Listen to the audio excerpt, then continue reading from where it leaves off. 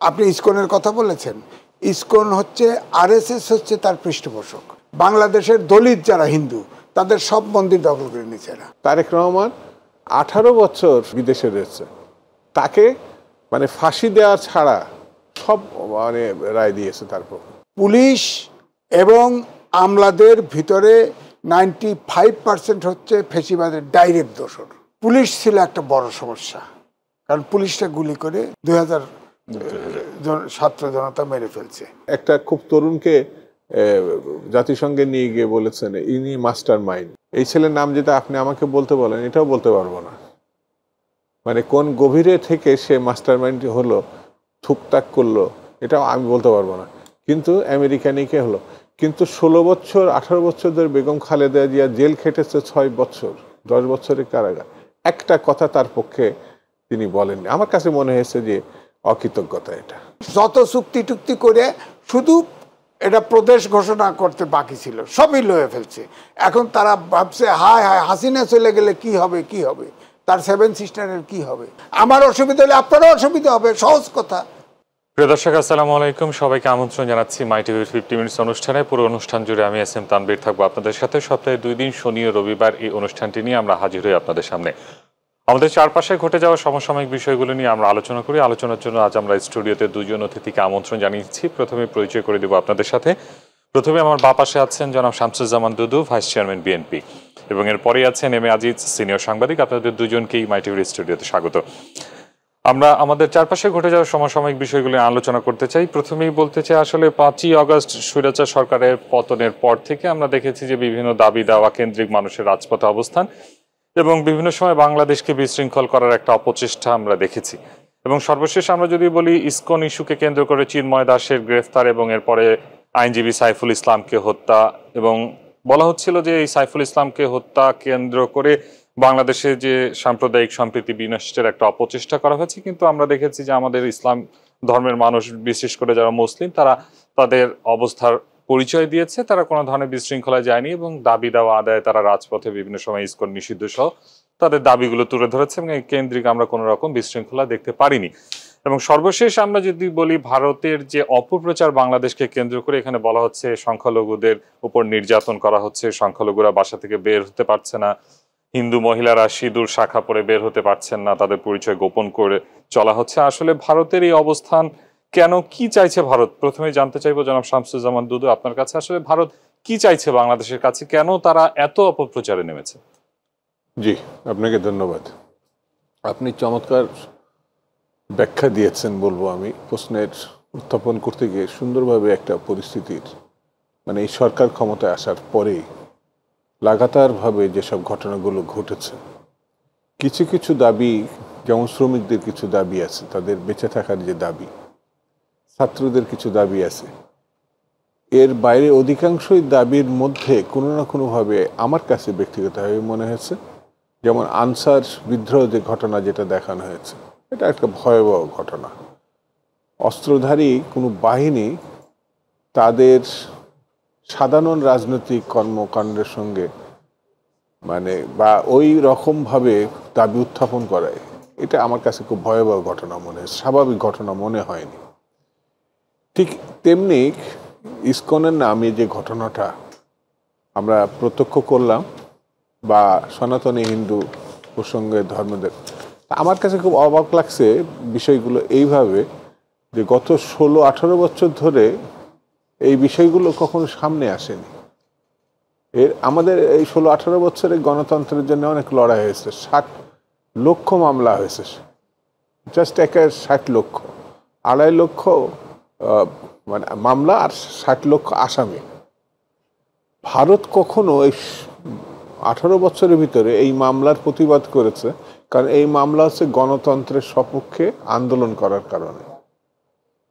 মানে তৎকালীন সরকার, হাসিনা সরকার এটা দিয়েছে গণতন্ত্র বিপক্ষে অবস্থান নিয়ে, অর্থাৎ ফ্যাসিবাদের পক্ষে থেকে। এটা কিন্তু ভারত আমার জানা মতে তারা একটা কথা বলে নাই। সেই সময় শেখ হাসিনার সময় কুমিল্লাতে হিন্দু ধর্মের কিছু মন্দিরে কিছু ঘটেনি, এটা আমি বলবো না, মানে শেখ হাসিনার আমলের কথা বলছি। হাসিনার বিরুদ্ধে একটা কথা আমাদের প্রতিবেশী দেশের পক্ষ থেকে আমরা লক্ষ্য করি নাই। কংগ্রেস থেকেছে, বিজেপি থাকছে, বিজেপি বেশিরভাগ সময় থেকেছে। এখন হঠাৎ করে তারা বাংলাদেশে যেসব ঘটনার জন্যে কথা বলছে, তার ভিতর একটা মাত্র ঘটনা হচ্ছে একজন ধর্মীয় নেতা গ্রেপ্তার হয়েছে। এখানে তো কোনো সাম্প্রদায়িক বা ধর্মীয় বিষয় নাই, উনি তো একটা অপরাধ করেছেন দেশের জন্য, মানে আমি সেই কথাটা তো আলাদা। হ্যাঁ, সেই কথাটা আমি বলতে চাচ্ছি যে চট্টগ্রামে একটি ঘটনা যেটিকে মানে স্বাধীনতা সার্বভৌমত্বের প্রতি অবজ্ঞাই বলবো আমি, তার প্রেক্ষিতে যেমন আমার বিরুদ্ধে রাষ্ট্রদ্রোহী মামলা ছিল, আমি এটা কোর্টে ফেস করেছি। ফ্যাসিবাদী সরকার শত শত মানুষের বিরুদ্ধে নানান মুখে আমার চেয়ারপারসন বেগম খালেদা জিয়ার নামে মিথ্যা মামলায় 10 বছর আটকে রাখছে। ভারত একটা দিনের জন্য কথা বলে নাই। তারেক রহমান 18 বছর মানে বিদেশে রয়েছে, তাকে মানে ফাঁসি দেওয়া ছাড়া সব মানে রায় দিয়েছে, তারপর একটা কথা ওখানে বলে নাই। সেই জন্য কেন আমি বলছি যে তারা একটি নির্দিষ্ট দলের বা নির্দিষ্ট ব্যক্তির পক্ষ অবলম্বন করেছে। এটা একটা রাষ্ট্র, একটা সরকার, বিশেষ করে মানে প্রতিবেশী দেশে, এটা এই দেশের মানুষ প্রত্যাশা করে না। 71 সালে তারা মুক্তিযুদ্ধে আমাদেরকে সহায়তা করছে, আমরা কৃতজ্ঞতা জানিয়েছি, তখন আমরা বন্ধুত্বপূর্ণ সম্পর্ক প্রত্যাশা করেছি। কিন্তু গত 53 বছরের মধ্যে যখন আওয়ামী লীগ ক্ষমতায় থেকেছে, যেমন শেখ মুজিব 72-75 তার পক্ষে থেকেছে, গণতন্ত্র শুধু না, দলীয় রাজনীতি সবকিছু ব্যান করে একদল তৈরি করা হয়েছে, রক্ষী বাহিনী করা হয়েছে, দুর্ভিক্ষ সৃষ্টি করা হয়েছে, তারা কিন্তু আমাদের পাশে এসে দাঁড়ায় নাই, অর্থাৎ শেখ মুজিবের বিপক্ষে যায় নাই। ঠিক তেমনি হোসেন মোহাম্মদ এরশাদ মানে গণতন্ত্র মানে বিনষ্ট করে, হত্যা করে সামরিক আইন জারি করছে, সেটা তারা প্রতিবাদ করে নাই, তাকে সমর্থন দিয়েছে। অর্থাৎ আমরা দেখছি যে একটি দল এবং গোষ্ঠী, ব্যক্তি যারা ভারতের পক্ষ অবলম্বনকারী, দেখেন না আমাদের ফেলানি সহ যারা যখন তখন মানে এই বর্ডারে গুলি করে মারছে। এই কয়দিন আগেও কুমিল্লার একটা ইয়েকে, কৃষককে তারা মেরে তাকে লাশ পর্যন্ত নিয়ে চলে গেছে, 3 দিন পরে সে লাশ ফেরত দিয়েছে। এটা আমার কাছে, একটা বন্ধু দেশের কাছে এটা তো প্রত্যাশা করি না। সেই জন্য আমার কাছে যেটা মনে হচ্ছে যে ভারত যেটা করছে সেটা গণতন্ত্রের সপক্ষে না, স্বাধীনতার সপক্ষে না, এমনকি মুক্তিযুদ্ধকে তারা অপমান করছে। একটি জাতি মুক্তিযুদ্ধের, এখানে দক্ষিণ পূর্ব এশিয়ায় কোনো জাতি সশস্ত্র যুদ্ধের মধ্য দিয়ে স্বাধীনতা অর্জন করেনি, একমাত্র বাংলাদেশ। সেই জাতির প্রতি যদি এই ধরনের ব্যবহার করা হয়, বলা যায় যে মুক্তিযুদ্ধের প্রতিও তারা অবমাননা করছে। এটি যদি তারা বন্ধ না করে, অর্থাৎ পারস্পরিক সমঝোতার ভিত্তিতে, সমমর্যাদার ভিত্তিতে যদি বন্ধুত্ব না হয়, তাহলে কিন্তু আমি নিজে মনে করি এটা আমার শুধু ক্ষতি হবে, এটা ভাবার কোনো কারণ নাই, তাদেরও ক্ষতি হবে। কারণ তাদের এখানে একেবারে বিনি পয়সায় ওই যে রাস্তাঘাট নিয়ে নিয়েছে, করিডোর নিয়ে নিয়েছে, আমাদের 2-3টে বন্দর একেবারে নামমাত্র মূল্য। পাশাপাশি দেশ আসলে অনেক বিষয়ে তো স্বার্থ সংশ্লিষ্টতা থাকে। আপনার সাথে কাছে ফিরবো, আবার যেতে চাই জনাব এম এ আজিজ আপনার কাছে। আমরা দেখছি যে একের পর এক সমস্যা লেগে আছে। আমরা কি বলবো যে সরকারের সমস্যা সরকারের পিছু ছাড়ছে না, এমনটা বলবো, নাকি ভারত বাংলাদেশের পিছু ছাড়ছে না? আসলে কোনোভাবেই আমরা দেখেছি জাতীয় ঐক্যের ডাক দিয়েছেন প্রধান উপদেষ্টা, সেখানে ধর্মীয় নেতাদের সাথে, রাজনৈতিক নেতা, ছাত্রদের সবার সাথেই বসেছেন প্রধান উপদেষ্টা, এবং ধর্মীয় নেতারা বের হয়ে কিন্তু বলেছেন তারা ভালো আছেন, এখানে তারা জাতীয় স্বার্থে সবাই এক এবং এক্ষেত্রে তাদের কোনো সমস্যা নেই। তারপরেও ভারতের এই অপপ্রচার, অপচেষ্টা আসলে কি কারণ, আপনি কিভাবে মূল্যায়ন করেন? ধন্যবাদ আপনাকে। প্রকাশ্যে কথা বলা আর মনের ভিতরে কথা থাকা এক নয়। কেউ কেউ যারা বলছে আমরা সবাই এক আছি, সবাই বাংলাদেশি, কোনো সমস্যা নেই, ভিতরে কিন্তু অন্য কথাও আছে। আপনিও চেনেন বাংলাদেশি যারা ভিন দেশের সম্পর্ক রাখে, পাশের দেশের সম্পর্ক রাখে, সে লোকদের ভিতরেও কেউ কেউ বলছে সমস্যা নাই, কিন্তু ভিতরে সমস্যা আছে। এখন আপনি বললেন অন্তর্বর্তীকালীন সরকারের পিছন থেকে সমস্যা ছাড়ছে না। আমি বলবো দুটো কারণ। একটি কারণ, অন্তর্বর্তীকালীন সরকার যে ক্ষমতায় বসেছে তারা বুঝতে সময় লেগেছে তাদের দায়িত্ব কোনটা, আর অগ্রাধিকার ভিত্তিতে সমস্যার সমাধানের পরিকল্পনার অভাব। যেমন আপনি ধরেন পুলিশ ছিল একটা বড় সমস্যা, কারণ পুলিশটা গুলি করে 2 লাখ লোক মেরে ফেলছে, 2000 ছাত্র জনতা মেরে ফেলছে। এবং এই পুলিশ 15 বছরের রিক্রুটমেন্টে একদম মানে টপ টু বটম এক দলের হয়ে গেছিল, ব্লাড টেস্ট করে চাকরি দিয়েছে। সেখানে ধরিয়ে দেওয়া হয়েছে অন্তর্বর্তীকালীন সরকারকে, বণিক বার্তা রিপোর্ট ছেপেছে পুলিশ এবং আমলাদের ভিতরে 95% হচ্ছে ফেসিবাদের ডাইরেক্ট দোষর। তা আপনি এই 2 জায়গায় আমি আসি, আপনার কি করতে হতো যে পুলিশ সংস্কার করতে হবে, আমলাতন্ত্র সংস্কার করতে হবে আমলারা, কারণ এরা সব ফেসিবাদের। 15 বছরে ব্লাড টেস্ট করে এক পক্ষের লোক আওয়ামী লীগের, ছাত্রলীগের, যুবলীগের ছেলেদের রিক্রুট করেছে। আপনার তো তারা কোনোদিনই তাদের পক্ষে, তাদেরকে আমলা করে দেখলে হবে না। তারা রীতিমতোভাবে আওয়ামী লীগের দোসর, এবং আওয়ামী লীগ এবং তার ছাত্র সংগঠন যুবলীগ এবং ছাত্রলীগের ভিতরে এই আমলা পুলিশের কোনো পার্থক্য নেই। এখন আপনার শুরুতে করতে হতো কি, ধরেন পুলিশের যারা খুন করেছে তাদের আপনি তদন্ত করে বের করতেন, দোষীদের জেলে পাঠিয়ে দেন। যারা দুর্নীতি করেছে তাদের আইডেন্টিফাই করেন, বিচারের কাঠগড়ায় দাঁড় করে দেন, বাকিদেরকে সাধারণ ক্ষমা ঘোষণা করেন।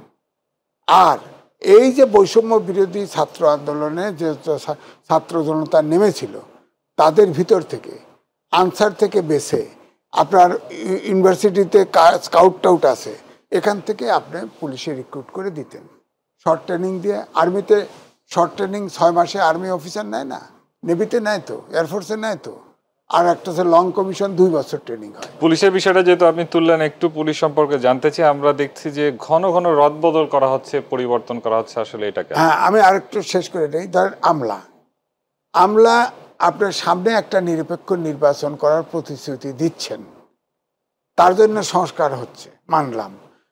সংস্কারের করতেছে, রিপোর্ট আসে নাই, আপনি ইলেকশন কমিশন ঠিক আওয়ামী লীগের ফর্মুলায় ইলেকশন কমিশন করলেন।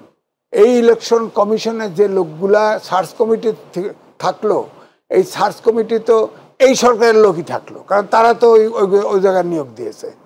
তাই তার মতো লোকে আসছে 5 জন, তার মতো করে আপনি বলেন শুনি 300, শুনি 500 লোকের নাম আসছে। ফাইনালি প্রেসিডেন্টের কাছে তো 10 জনের নাম দিছে, 10 জন থেকে 5 জন আছে। এই 10 জনকে কোন ফর্মুলায় এটা ঠিক করা হলো? এই ইলেকশন, যেমন ধরেন আমি ছোট্ট একটা মানুষকে, তখন সে রিটার্নিং অফিসার ছিল আপনার চিটাগাংয়ের মেয়র ইলেকশনে। মহিউদ্দিন খান আলমগীর 3 বার পাওয়ারফুল লোক, 3 বার মেয়র ছিল।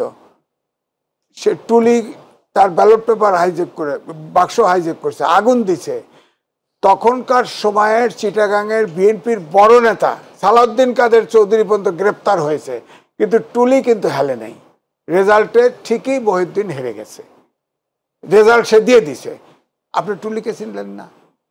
সেই আগের মতো করেই আমলা, ওই রিটায়ার্ড ব্রিগেডিয়ার জেনারেল, রিটায়ার্ড একজন ডিস্ট্রিক্ট জাজ, ওইটা দিয়েই করলেন। আর ডিসি পদায়ন করলেন ঠিক ওই ফেসিবাদীর দোসরদের। আপনি বলেন এখানে 26টা ক্যাডার আছে, তার একটা ক্যাডার প্রশাসন ক্যাডার। আপনি সবগুলো প্রশাসন ক্যাডার থেকে পদায়ন করছেন, আর 25টা ক্যাডার থেকে আপনি লোক নিতেন। এটা তো ডিসি হতে তো আর্কিমিডিস হতে হয় না, আইনস্টাইন হতে হয় না, আপনি 7 দিনের ট্রেনিং দিয়ে ডিসিতে দিতেন। অর্থাৎ চোখটা কিন্তু আগের সরকারের থেকে ঘোরে নাই। তারা যে চোখে দেখেছে, এই অন্তর্বর্তীকাল সরকার একই চোখে দেখেছে। এখন ধরেন পুলিশ যেটা বলছেন, আপনার 16 বছরে কেউ কোনো দাবি নিয়ে মাঠে নামতে পারে নাই। প্রেস ক্লাবের সামনে বেশি হতো তো সব শেখ হাসিনাকে মা ডাকতো, আবার আন্দোলন দাবি করতো। এটা কোনো দাবি? এটা কোনো আন্দোলন? দেখছি তো আমাদের সামনে। হ্যাঁ, আনসার যে বিদ্রোহ করলেন, এটা একটা প্রতি বিপ্লব ছিল। কারণ আনসারের ওইখান দিয়া আপনার ওই প্রেস ক্লাবের সামনে থেকে সেক্রেটারি রাস্তায়, আমরা তো প্রেস ক্লাবে যাই, বেরোইছি। আমি একদিন জিজ্ঞেস করলাম, এই আপনারা এত লোক কই থাকেন? হোটেলে থাকি। হোটেলে থাকার পয়সা দেয় কে? কথা বলে না। এই ড্রেসটা চকচকা দেখি, এই ড্রেস কে বানাই দিছে? কথা বলে না। সেক্রেটারিয়েটের ভিতরে সচিবালয়ে ঢুকলো, তখন ছাত্র আর্মি তাদেরকে প্রতিহত করছে। অর্ধেক বলে দাবি আমাদের মেনে গেছে, দাবি তো মেনে ফেলছে, দাবি মেনে গেছে, অর্ধেক বলে মানি না, মানবো না, এই তো তাদেরকে জেলে পাঠিয়ে দিয়েছে। ঠিক প্রতিবিপ্লব তো কয়েকটা হচ্ছে, আমি ওই লম্বায় যাচ্ছি না। এখন পুলিশ হচ্ছে কি, এখন প্রশাসন ওনারা যে চালাবেন, অন্তর্বর্তীকালীন সরকার, রাষ্ট্রীয় যতগুলো প্রতিষ্ঠান আছে সবগুলো প্রতিষ্ঠান অন্তর্বর্তীকালীন সরকার মুখে বলে সাচ্চা গণতন্ত্র, মানবিক বাংলাদেশ, অর্থাৎ ছাত্রদের দাবি মানবিক বাংলাদেশ, বৈষম্যহীন সমাজ, সুশাসন, আইনের শাসন, ফেসিবাদ বিলোপ, একটাও তৈরি করার ক্ষেত্র তৈরি করতে পারে নাই। সুতরাং এই জন্য হামাগুড়িতে চলছে, কচ্ছপের গতিতে চলছে।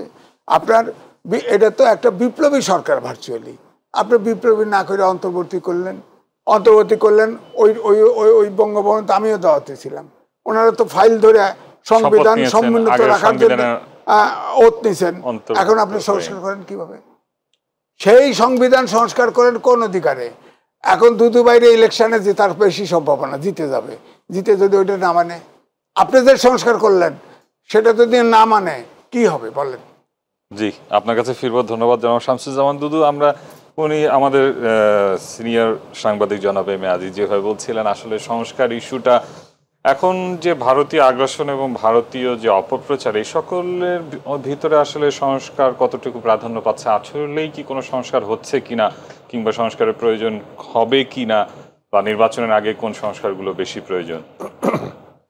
বাংলাদেশে কিন্তু এই 24-এর গণঅভ্যুত্থান, এটা দ্বিতীয় গণঅভ্যুত্থান। 90-এর একটা গণঅভ্যুত্থান আছে, পাকিস্তান আমলের শেষের দিকে 69-এর গণঅভ্যুত্থান একটা ছিল, সেটাও এই দেশে মানে এই ভূখণ্ডে, ইস্ট পাকিস্তান তখন ছিল বটে, কিন্তু পূর্ববঙ্গের মানুষই সেটা করেছিল 69-এর গণঅভ্যুত্থান। সেই হিসাবে গণঅভ্যুত্থান পরবর্তী পরিস্থিতি, বিশেষ করে 90 পরবর্তী পরিস্থিতি কি হবে, যারা সরকারে আছেন তাদের জন্য কিন্তু একটা উদাহরণ ছিল। অর্থাৎ একটি স্বৈরতান্ত্রিক, সামরিক স্বৈরতান্ত্রিক এরশাদের বিরুদ্ধে গণঅভ্যুত্থানের প্রেক্ষিতে মানুষের ভোটাধিকার ফিরিয়ে দিয়ে মিস্টার শাহাবুদ্দিন, জাস্টিস শাহাবুদ্দিন, সেই সময় কিন্তু 90 দিনের মধ্যে একটি সরকার মানে একটা নির্বাচন অনুষ্ঠিত করেছে, অন্তর্বর্তীকালীন সরকার সেটা, এবং যথারীতি, এবং উনি শর্তাধীনে কিন্তু ওই দায়িত্ব গ্রহণ করেছিলেন সরকার প্রধানের। সেটি হচ্ছে তিনি আবার তার পূর্বের মানে সিটে ফিরে যাবেন, অর্থাৎ বিচার বিভাগে তিনি ফিরে যাবেন প্রধান বিচারপতি হিসাবে। এবং সেই সময় 3টি জোট বা দল যারা ছিলেন তারা এই শর্ত মেনে নিয়েছিল। তিনি কিন্তু কিছুদিনের মধ্যে, অর্থাৎ 90 দিনের মাথায় নির্বাচন করে নির্বাচিত সরকারের কাছে ক্ষমতা হস্তান্তর করে তিনি চলে গিয়েছিলেন। তত্ত্বাবধায়ক সরকার ব্যবস্থা? না, তত্ত্বাবধায়ক না, সেটা অন্তর্বর্তীকালীন সরকার ছিল 90 সাল।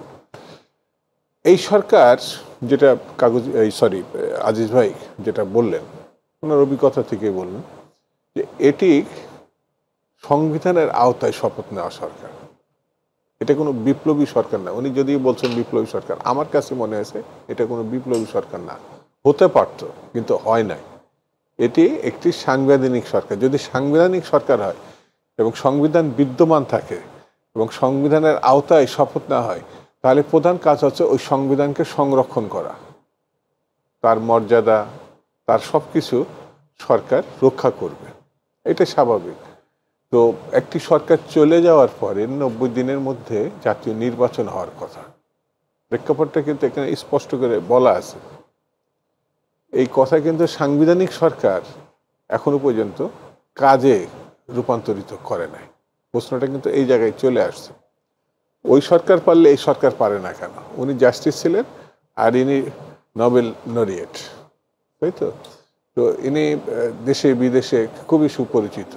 সংস্কার ইস্যুটা উঠে আসার কারণে আসলে তো বিলম্বিত হচ্ছে সময়। এই সরকারের সংস্কার ইস্যু যেটা হয়েছে সেটাও আজিজ ভাই একটু ব্যাখ্যা করেছে, যে সংস্কারই করুক না কেন, সেই সংস্কার, বিশেষত সাংবিধানিক সংস্কার, এটি কিন্তু আপনাকে সংবিধানে নিয়ে যেতে হবে। কেউ কেউ বলেছেন এটা ফেলে দেবো ছুঁড়ে, ফেলার কোনো সুযোগ নাই, পুনর্লিখন কোনো সুযোগ নাই। যদি আপনি প্রস্তাব করেন কোনো বিষয়ে, কমিশন গঠন করে প্রস্তাব করেন, সেটা আগামী সংসদের অনুমোদনের জন্য তো সংসদ সদস্যদের প্রয়োজন লাগবে। তাহলে পরে আপনি এটা যাই করেন না কেন, এটা বিপ্লবী সরকার না। যদি হতো তাহলে সংবিধানের আওতার কিছু দরকার ছিল না, সংবিধান অনুমোদন দরকার নেই, তো আপনি করতে পারতেন। তো এখানে যারা আছে সব পণ্ডিত তুল্য ব্যক্তি, প্রধান উপদেষ্টা এবং তার সহকর্মী যারা আছে উপদেষ্টা, সবই পণ্ডিত তুল্য গবেষক। কিন্তু এই মূল সূত্র জায়গায় আমার কাছে, আমার চোখে যেটা পড়ছে, নিশ্চয়ই তাদেরও চোখে পড়তে পারে বা পড়ছে, কিন্তু তারা এটা এড়িয়ে যেতে চাচ্ছে।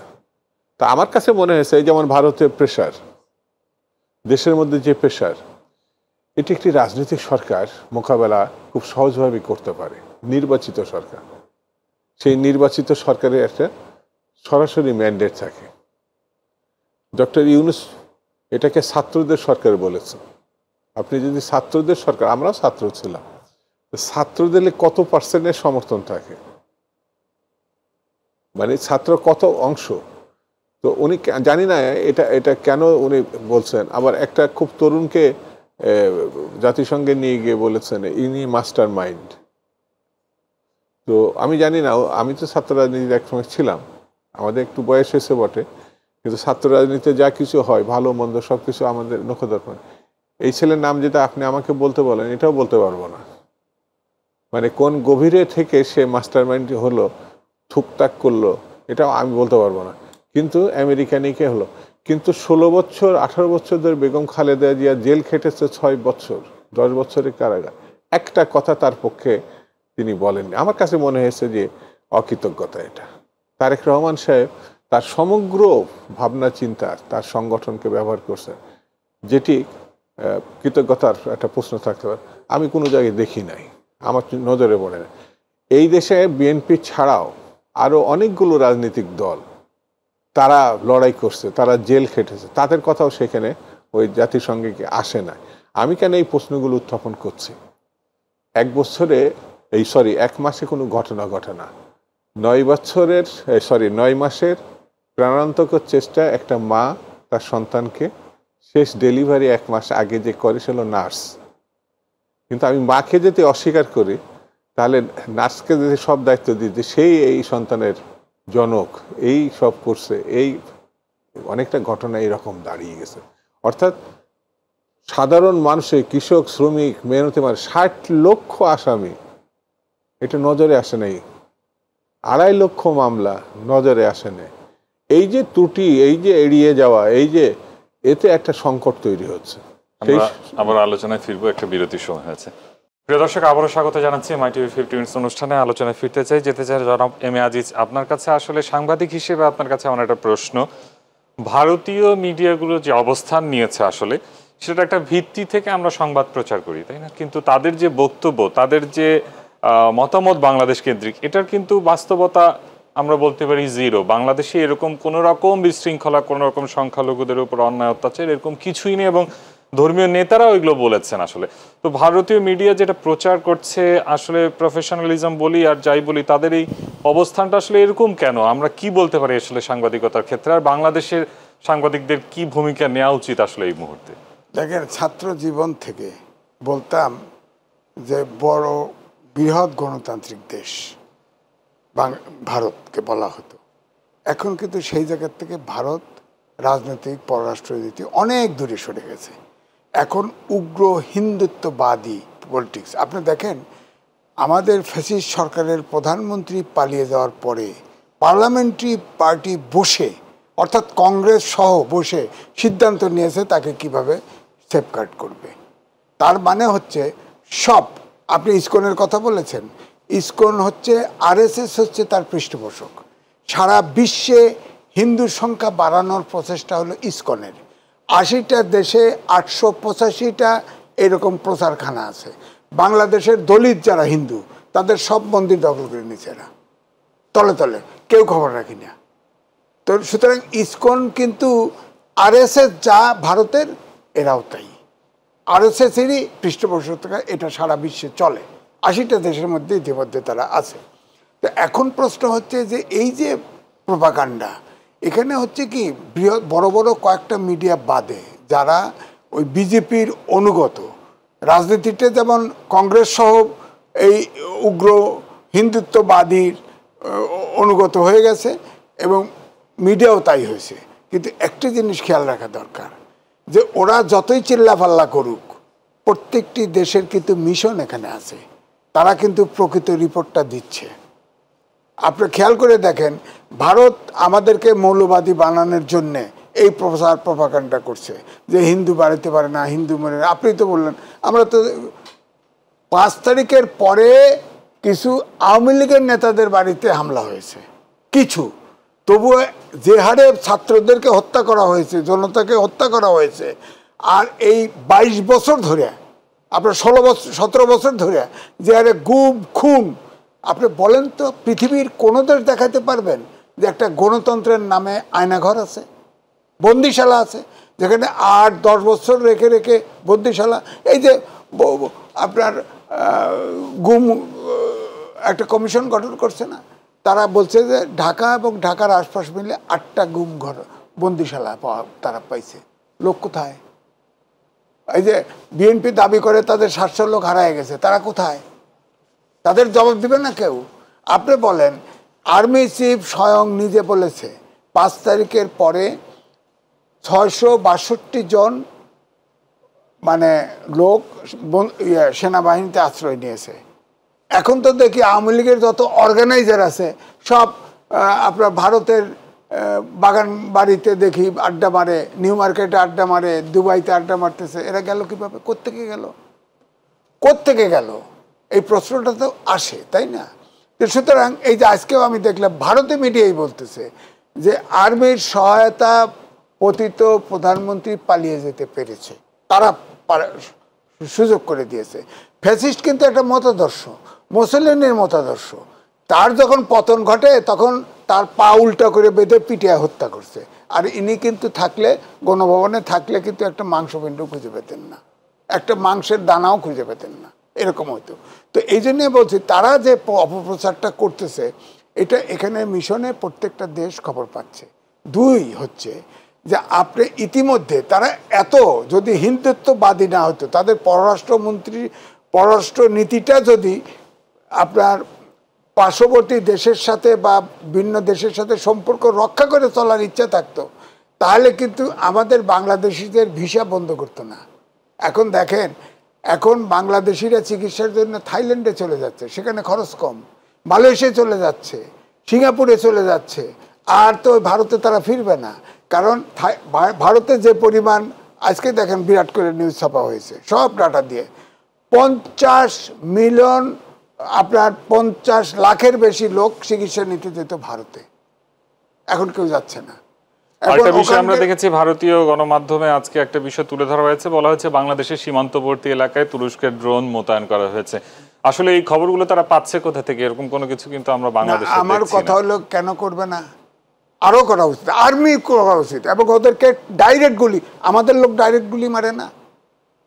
আমার কথা হচ্ছে, চীনের সাথে আপনি এগ্রিমেন্ট করেন যে 1 কিলোমিটার দূর পর্যন্ত, বর্ডারের 1 কিলোমিটার পর্যন্ত কোনো আগ্নেয়াস্ত্র বহন করতে পারবেন না। ওখানে একবার ওইরকম যুদ্ধ লাগছে না লাদাখে, তখন ওখানে কুম্ফু ক্যারাত জানে চীন ওইগুলো পাঠাই দিছে, ধরে ধরে সব বরফের ভিতরে ঢুকাই দিছে, বুঝছেন? তো আমার কথা হলো যে এটার দরকার না। আমরা বলে বন্ধু দেশ, আমাদের লোক পাইলে গুলি করে মারেন কেন? তাকে গ্রেপ্তার করেন, তার বিচার করেন। 16 বছরের কোনো প্রতিবাদ শুনি নেই, এখন তো প্রতিবাদ শুনি। একটা লোক মারা গেলে প্রতিবাদ হয়, একটা পানি ছেড়ে দিছে প্রতিবাদ হয়েছে, এখন তো প্রতিবাদটা হয়। এখন মনে হয় যে স্বাধীন দেশের নাগরিক আমি। সুতরাং আমি বলছি, বিশ্বায়নের যুগে কোনো ছোট দেশও কিন্তু একা নয়, এটা কিন্তু মানতে হবে তাকে। মালয়েশিয়াতেও ঢুকতে পারে, মালদ্বীপেও যাইতে পারে না। দক্ষিণ এশিয়ার একটি দেশের সাথে সম্পর্ক নাই, বাংলাদেশের শুধু শেখ হাসিনার সাথে সম্পর্ক ছিল, এবং যত চুক্তি টুক্তি করে শুধু এটা প্রদেশ ঘোষণা করতে বাকি ছিল, সবই লয়ে ফেলছে। এখন তারা ভাবছে, হায় হায় হাসিনা চলে গেলে কি হবে, কি হবে, তার 7 সিস্টারের কি হবে, কি হবে? অন্য দেশ হলে তো আপনার সভ্যতার ভিত্তিতে যদি সম্পর্ক রক্ষা না করেন, আমার অসুবিধা হলে আপনারও অসুবিধা হবে। সহজ কথা, সহজ কথা। আমরা তো 18 কোটি দেশের জনগণ আমার দেশে, আমি তো কম না, ছোট না। বিশ্বের 8 নম্বর দেশ জনসংখ্যায়, হিসাব করে চলা উচিত। তার দেশে 130 কোটি লোক আছে, ওখানে কিন্তু 30-25 লক্ষ মুসলমান আছে, এবং এবং 40 থেকে 45% লোক এখনো মাঠে পায়খানা করে, মলত্যাগ করে। ওই দেশ অত নিজেকে এত বড় দেশ, তার বড় অর্থনীতির দেশ। আমরা বলি আমাদের বাণিজ্যে, আমি তো গেছি ওই যে 7 সিস্টারের দেশে, 2-3টা দেশে, আমাদের কয়েকটা, আমি ব্র্যান্ড বিজ্ঞাপন হয়ে যাবে, কয়েকটা কোম্পানির পণ্য হটকেক ওখানে যেতে দেওয়া হয় না, ডাম্পিং, অ্যান্টি ডাম্পিং দিয়ে আটকায় দেওয়া হয়। হ্যাঁ, কেন? আপনাদের পণ্য আসতে পারে, আমার পণ্য যাইতে দেন। প্রতিযোগিতায় টিকলে টিকলো, না টিকলে না টিকলো। আপনি বর্ডারে আপনার লোকও যায়, আপনিও চলাচলি করেন, আমার লোকও করে, আপনি ধরেন, গ্রেপ্তার করেন, অ্যারেস্ট করেন, লাঠি চার্জ করেন, গুলি করে মেরে ফেলেন। এই যে কালটা পরশুদিন আরেকজন মেরে ফেলেন, সীমান্তে একটা হত্যার খবর আমরা পেয়েছি। জি, ধন্যবাদ। আপনার কাছে ফিরবো জনাব শামসুজ্জামান দুদু। আমরা দেখেছি যে আগরতলায় বাংলাদেশে সরকারি হাইকমিশনে হামলা হলো, এ নিয়ে একটা বিবৃতি দিয়েছে ভারত সরকার, কিন্তু আসলে কোনো তদন্ত বা সেরকম করার ব্যবস্থা নিতে আমরা দেখিনি। তারপরে আমরা বিভিন্ন সংবাদ মাধ্যমে জানতে পারলাম যে তারা রপ্তানি বন্ধ করে দিবে, ভারতীয় হসপিটালগুলোতে বাংলাদেশিদের চিকিৎসা দেওয়া হবে না, তাদের যে আবাসিক হোটেলগুলো আছে সেখানে তাদের থাকতে দেওয়া হবে না।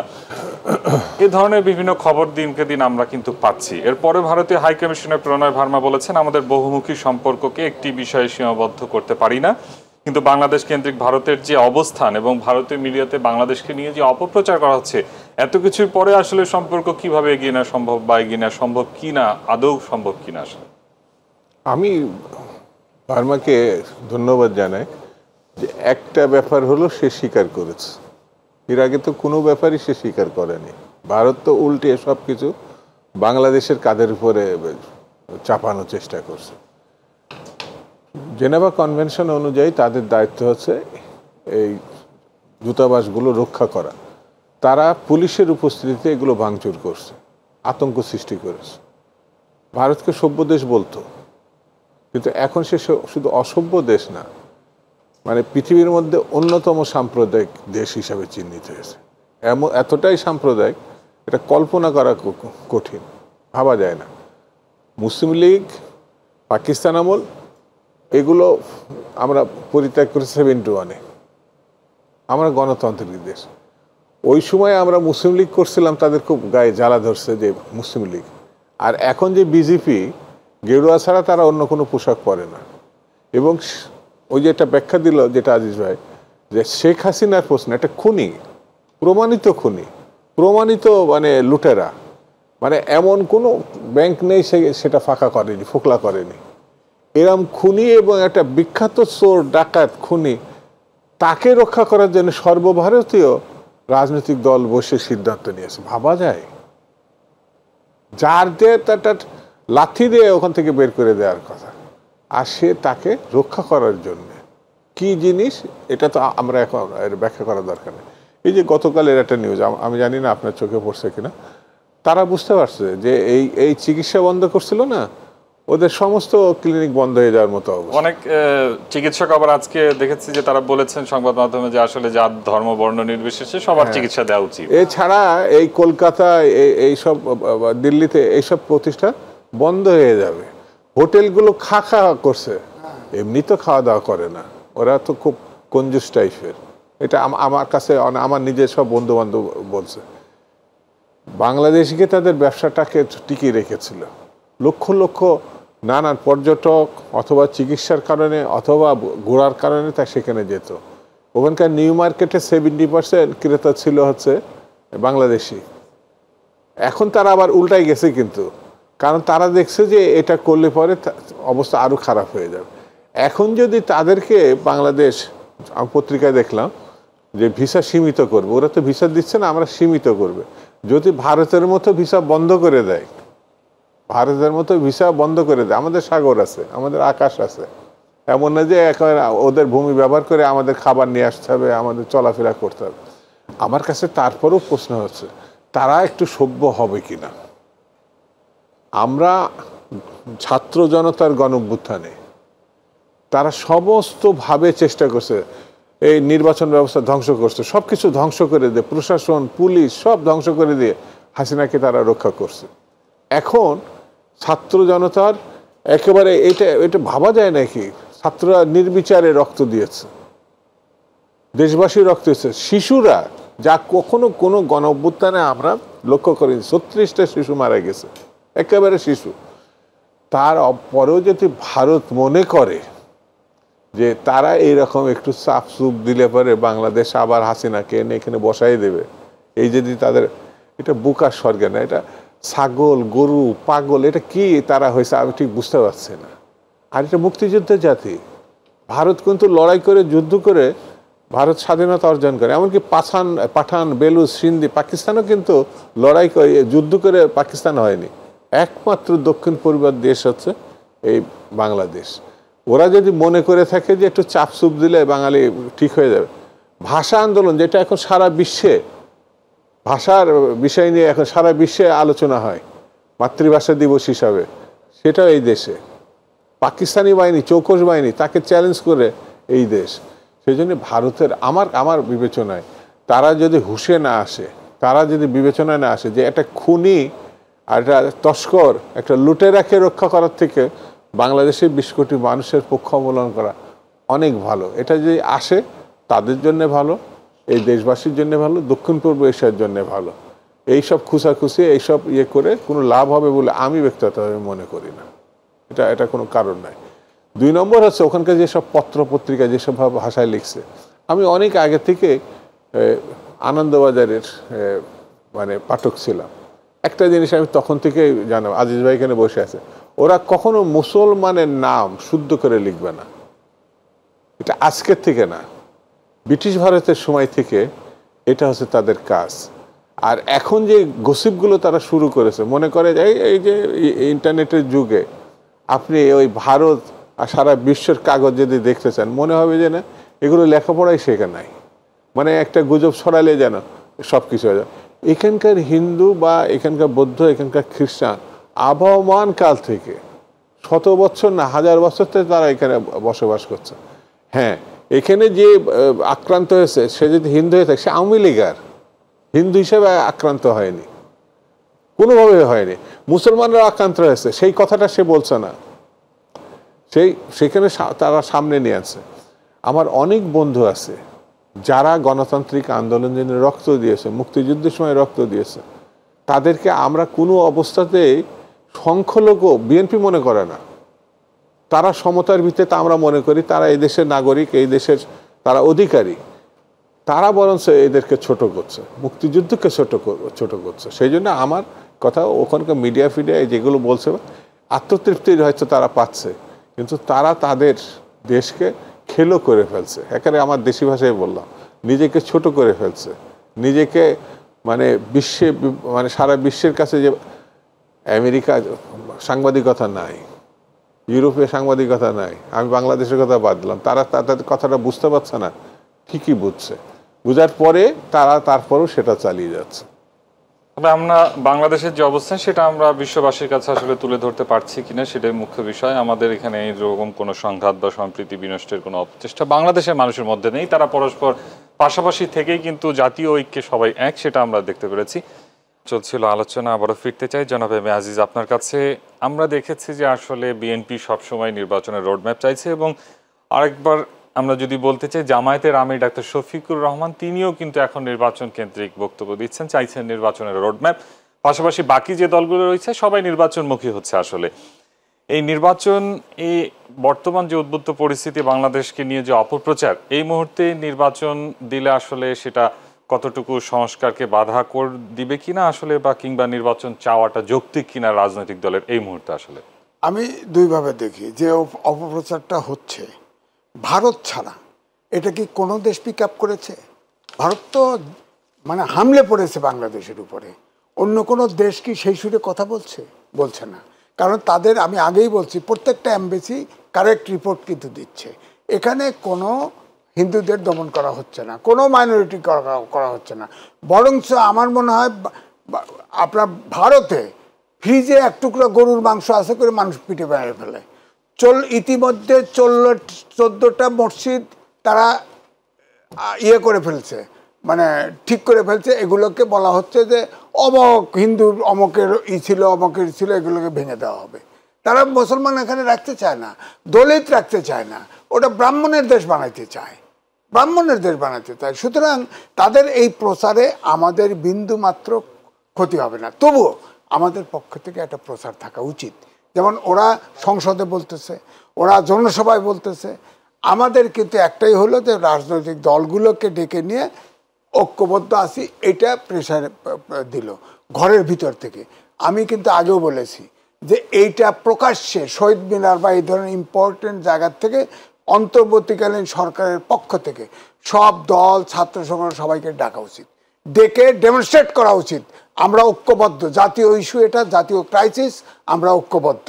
না হলে আপনি দেখেন ওই 15 নভেম্বর বিবিসি বাংলা রিপোর্ট করেছে, ক্রাইসিস, আন্তর্জাতিক ক্রাইসিস গ্রুপ, কোনো দেশে যদি বিপ্লব হয়, আপনার যদি অভ্যুত্থান ঘটে, সরকার পরিবর্তন হয়, ক্রাইসিস তৈরি হয়, ক্রাইসিসগুলো তুলে ধরে, এটা বিরাট রিপোর্ট দিছে। সেখানে মূল কথা বলেছে, মূল কথা যে যদি এই সরকারের রাজনৈতিক দলগুলোর সাথে দূরত্ব কমে না আসে, ঐক্যবদ্ধভাবে সমস্যার সমাধান করা না হয়, তাহলে রাজনৈতিক শূন্যতা তৈরি হবে, এবং এই শূন্যতা কে পূরণ করবে তাও লিখে দিছে, সেটা আমি বলতে চাচ্ছি না। সুতরাং জাতির জন্য দুর্ভোগ আছে। যদি এই অন্তর্বর্তীকালীন একলা চলো নীতি নিয়ে যেভাবে চলছে, এইভাবে যদি চলতে থাকে, আর বিরোধী দল বললেন না বিএনপি, জামাত ইসলাম, এরা কি মিশনারি সংগঠন খুলছেন নাকি? ইলেকশন তো চাইবেই, রোডম্যাপ তো চাইবেই। আপনার অন্তর্বর্তীকালীন সরকার, আপনি যতটুকু পারেন করে দিয়ে আপনার যার যার পেশায় ফিরে যান। আজকে আমরা দেখেছি পরিকল্পনা ও শিক্ষা উপদেষ্টা অধ্যাপক ডক্টর ওয়াহিদুদ্দিন মাহমুদ বলেছেন আগামী বছরে দেশবাসী রাজনৈতিক সরকার পাবে, তার এই ঘোষণা আজকে কিন্তু আমরা গণমাধ্যমে দেখি। দেখেন, এটা এক একজন এক এক কথা বলে। এই জায়গায় হলে এই সরকারের সমস্যা, অনাস্থার সমস্যা।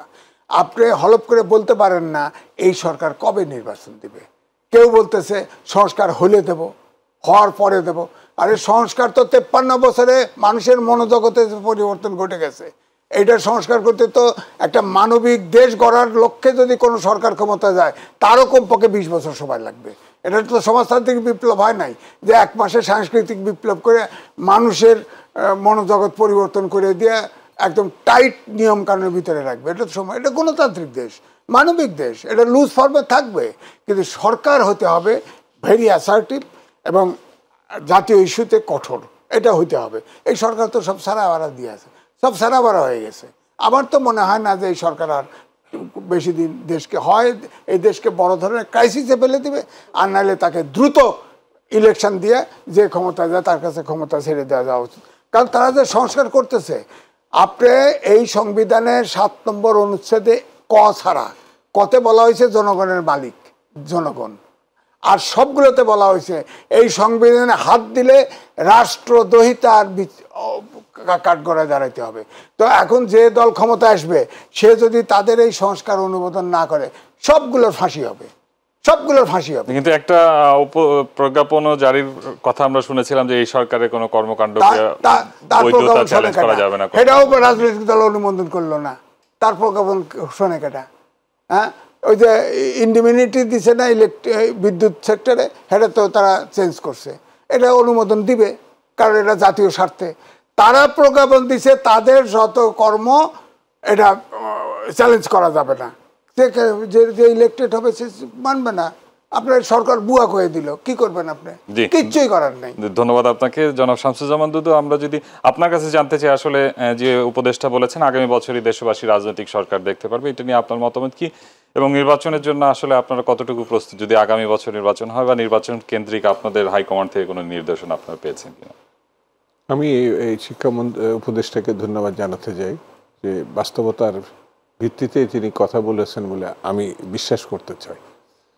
প্রথমে সেনাপ্রধান বেশ 2 মাস 2 আগে বলেছিলেন যে তিনি মনে করেন যে 15 থেকে 18 মাসের মধ্যে নির্বাচন সম্ভব হবে, তার মানে আগামী বছরের শেষের দিকে নির্বাচন হবে।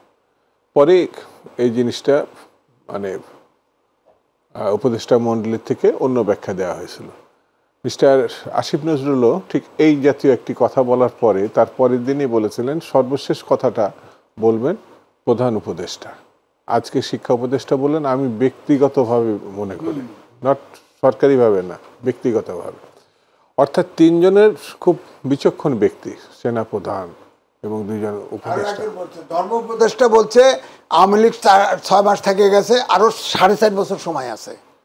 তো এখন এই নির্বাচন, গণতন্ত্র ফেরার কোনো বিকল্প নাই। আমার বিবেচনা, আমি যে রাজনীতি করি। হ্যাঁ, খুনের বিচার হতে হবে, টাকা ফেরত আনার মানে খুব জরুরি। ওদের হাতে যে টাকা, অস্ত্র উদ্ধার করা, 4 মাস চলে গেছে, সিটে ফোটা এই দেশবাসী এখনো লক্ষ্য করেনি। আমি বলছি না যে পারা যাবে না, তবে নির্বাচিত সরকার ছাড়া এই দেশ, এই মানুষ, এই সমাজকে এগিয়ে নেওয়া কঠিন। যত দ্রুত সম্ভব হবে। আমি একটু আগে বলেছি যে 90 গণঅভ্যুত্থানের পরে কিভাবে মানে সমস্যা, সংকট গণতান্ত্রিকভাবে, সাংবিধানিকভাবে এটা মোকাবেলা করা হয়েছিল। এখন এই সরকার সাংবিধানিকভাবে আমরা মনে করছে, আমাদেরও মানে বিএনপি বিরোধী দল হিসাবে এবং অন্যান্য দলও এই সরকারকে কিন্তু নিঃশর্ত সমর্থন দিয়েছে। কিন্তু সেই সমর্থনটা হচ্ছে গণতন্ত্রে ফেরার জন্যে, একটি নির্বাচিত সরকারের জন্য। সেটি যদি আবার এই সরকার প্রলম্বিত করে আর সংকট নতুন নতুন তৈরি হয়, আমাদের শত্রু মানে দেশের শত্রু, জাতির শত্রু, সে তো পার্শ্ববর্তী জায়গায় বসে রয়েছে। তাদের হাতে সীমাহীন অর্থ আছে, সীমাহীন অস্ত্র আছে। সেই বিষয়টি যদি মাথায় না নিয়ে চলে, তাহলে সংকট বা গুরুতর অঘটনও ঘটে যেতে পারে। সেই জন্য আমার কাছে মনে হয় সেই বিবেচনা থেকে শিক্ষা উপদেষ্টা যদি এই কথা বলে থাকেন, ভালো কথা বলেছেন। এবং জাতিও চাই যত কম সময়ের মধ্যে একটি কার্যকর, গ্রহণযোগ্য, যে ভোট গত 15-16 বছরে মানুষ দিতে পারেনি, সেই ভোট অধিকার তাদের ফিরিয়ে দিয়ে তার পছন্দের প্রার্থীকে যাতে সে নির্বাচিত করতে পারে। এটা এমন না যে বিএনপিকে নির্বাচন করার জন্যে বা জামাতকে নির্বাচন করার, জামাত একটু ভিন্ন পথ নিয়েছিল, আবার সে ফিরে আসছে, অর্থাৎ নির্বাচনের প্রক্রিয়াতেই ফিরে আসছে। এটা প্রতিটা দলের সেন্টিমেন্ট। এই সেন্টিমেন্ট এই সরকারকে অবশ্যই ধারণ করতে হবে, এর কোনো বিকল্প নাই। এই জিনিস যেতে সে ধারণ করতে ব্যর্থ হয়, আমার কাছে মনে হয়েছে, তাহলে কোন জায়গায় এই দেশ গিয়ে পড়বে সেটাও তাদের দায়িত্ব নিতে হবে, না নিলে পরে অসুবিধা। সেই জন্যে নির্বাচন এবং নির্বাচন এটাকে জরুরি হিসাবে, অন্যান্য সংস্কার পাশাপাশি চলতে পারে। তো আজকের সংস্কার কালকে আবার নতুন সংস্কারের দরকার হতে পারে, 1 মাসের সংস্কার আবার পরে 1 মাস পরে নতুন করে দরকার হতে পারে। সংস্কার একটা নদীর মতো বহমান, এটা শেষ করার পরে ওটা করব, অর্থাৎ সংস্কার শেষ করার পরে ওটা করব, তাহলে অসুবিধা হয়। আমার বিবেচনায় ওই নির্বাচন মানে অনিশ্চয়তার দিকে এগিয়ে যাবে। যেমন ধরেন প্রেসিডেন্ট বিদায়ের প্রশ্ন উঠছিল মিস্টার চপ্পুর, সেই চপ্পুর বিষয়টি মানে আবেগ থেকে বলা হয়েছিল, একবারের জন্য ভাবে নাই মিস্টার চপ্পু যদি পদত্যাগ করে তাহলে এই প্রাতিষ্ঠানিক দায়িত্বটা কার কিভাবে যাবে, সাংবিধানিকভাবে যেতে হবে। তো উনি পদত্যাগ করলে স্পিকারের কাছে যাবে, স্পিকার পদত্যাগ করছে, ডেপুটি স্পিকার জেলেই গেছেন, তাহলে শূন্যতা তৈরি হবে। শূন্যতা তৈরি হলে পূরণের কোনো পথ নাই। আবেগ থেকে যদি আপনি বিপ্লবী সরকার করতেন, বিপ্লবী সরকারের শপথ যদি ধরে নেওয়া যাক শহীদ মিনারে হতো, তাহলে অনেক কিছুই আমরা করতে পারতাম। সংবিধানের আওতায় শপথ না, তো সেই জায়গাতে আমরা যাই নাই, আমরা সংবিধানের আওতায় আছি। গণঅভ্যুত্থানকে সংবিধানের অংশই আমরা তৈরি করেছি, তাহলে নির্বাচনের অসুবিধা কি? আমার কাছে মনে হয়েছে তো যে নির্বাচন না দিয়ে ফ্যাসিজম প্রতিষ্ঠা করেছে শেখ হাসিনা, এখন সেই নির্বাচন না দিয়ে কি আমরা তার পথ অনুসরণ করব, নাকি সেই পথ থেকে বেরিয়ে আসব? এই সিদ্ধান্ত খুব জরুরি এখন। এছাড়া কোনো বিকল্প পথ আছে বলে আমার কাছে মনে হয় না। জি, ধন্যবাদ আপনাকে। আপনাদের দুজনকে অসংখ্য ধন্যবাদ আমাদের স্টুডিওতে উপস্থিত হওয়ার জন্য। আমরা একদমই শেষ পর্যায়ে শেষ করছি আজকের অনুষ্ঠান। প্রিয় দর্শক, এতক্ষণ আলোচনা করছিলাম আমাদের চারপাশে ঘটে যাওয়া সমসাময়িক বিষয় এবং বাংলাদেশ নিয়ে যে অপপ্রচার করা হচ্ছে, আসলে ভারত তার অবস্থানে ফিরে যাবে এবং বাংলাদেশের প্রকৃত চিত্র তুলে ধরবে, এমনটাই আশা করছেন সবাই। এতক্ষণ আমাদের সঙ্গে থাকায় সবাইকে ধন্যবাদ। শুভরাত্রি।